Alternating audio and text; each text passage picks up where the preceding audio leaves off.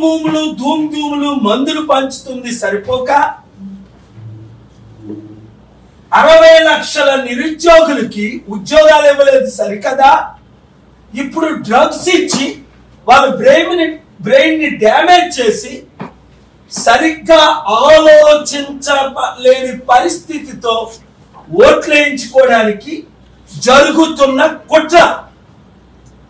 CBI ఎంక్వైరీది తెలియగానే నేను demand చేస్తున్నాను, మరొకసారి మీడియా ద్వారా నిష్పక్షపాతంగా ఎంక్వైరీ చేయండి.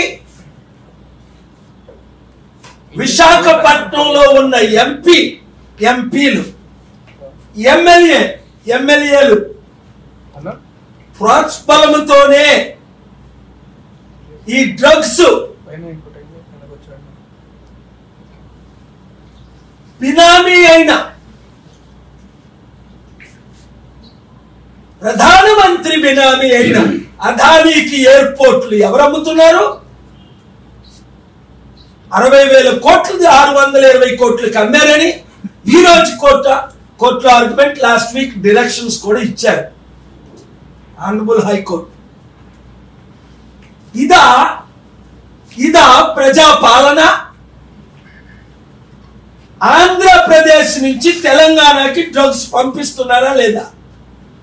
విశాఖపట్నం నుంచి ఒడిశాకి డ్రగ్స్ పంపిస్తున్నారా లేదా? ఆ రోజు 15 కోట్ల రూపాయల క్యాష్ పట్టుకెళ్తుంటే నేను ఎలక్షన్ కమిషన్ మునుగోడు వెళ్తుంటే నేను ఆ సబ్ ఇన్స్పెక్టర్ని పట్టుకున్నాను, రుజువులతో రిపోర్ట్ చేశాను. ఈవీఎంలు మార్చుతుంటే పట్టుకొని రుజువులతో రిపోర్ట్ చేశాను. ఆంధ్రప్రదేశ్ ని అమెరికా చేసే సత్తా నా ఒక్కడికే ఉంది.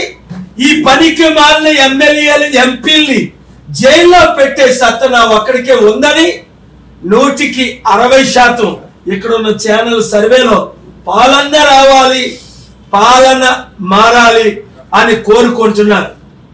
100,000 మంది, ఇప్పుడు దాదాపు 3,000 మంది డాక్టర్లు, ఇంజనీర్లు, ఐఏఎస్లు, ఐపీఎస్లు ప్రజాశాంతి పార్టీ తరపుని రాష్ట్రంలో పోటీ చేయాలని వద్దన్న బాబు మోహన్ గారు 3 సార్లు మాజీ మంత్రి వరంగల్లో వెళ్ళి నామినేషన్ వేస్తాను సార్, మీ బ్లెస్సింగ్ ఇవ్వండి అని ప్రజాశాంతి పార్టీలో చేరారు.